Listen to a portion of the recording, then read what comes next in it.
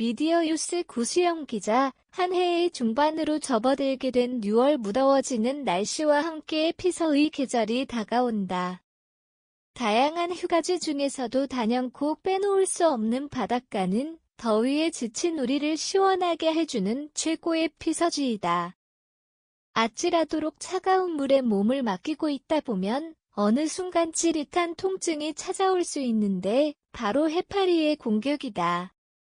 해파리에 쏘이는 사고를 당하면 극심한 통증을 느끼게 되는데 그 이유는 무엇일까? 해파리에 쏘였을 때 대처 방법과 예방 방법에 대해 알아보겠다.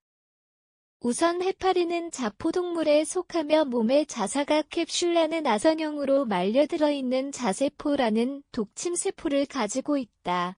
자세포가 자극을 받으면 자사각 캡슐 밖으로 나와 방출하는데 여기에 다양한 독을 함유하고 있다. 그렇기에 해파리가 외부 자극을 받으면 자세포가 터지면서 실모양의 독침이 피부에 박히게 되고 이 독침은 작은 돌기들이 있어 피부 깊숙이 박혀 쉽게 빠지지 않는다. 이때 독성 물질이 체내로 들어와 신경을 자극하여 강한 통증을 유발한다. 또 붓기 발진 가려움증 등의 증상이 동반되기도 한다.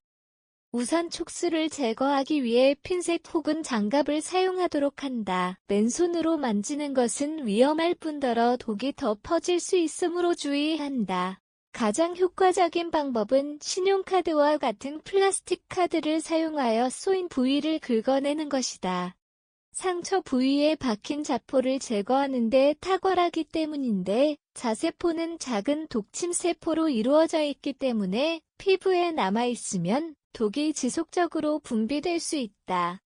그렇기에 카드를 이용해 긁어내면 피부 표면에 남아있는 자세포를 물리적으로 제거할 수 있어 독 분비를 막아 통증을 줄이는 데 도움이 되는 것이다.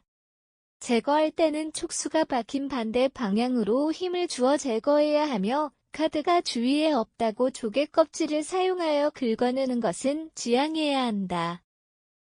조개 껍질에 존재하는 미생물과 세균이 상처로 침투하여 2차 감염을 일으킬 수 있기 때문이다. 그리고 쏘인 부위를 바닷물로 깨끗이 헹궈야 한다. 수돗물은 자세포를 자극해 더 많은 독이 분비될 수 있으므로 사용하지 않는 것이 좋다. 그 후 얼음찜질하여 통증과 부기를 줄이며 응급처치하도록 한다.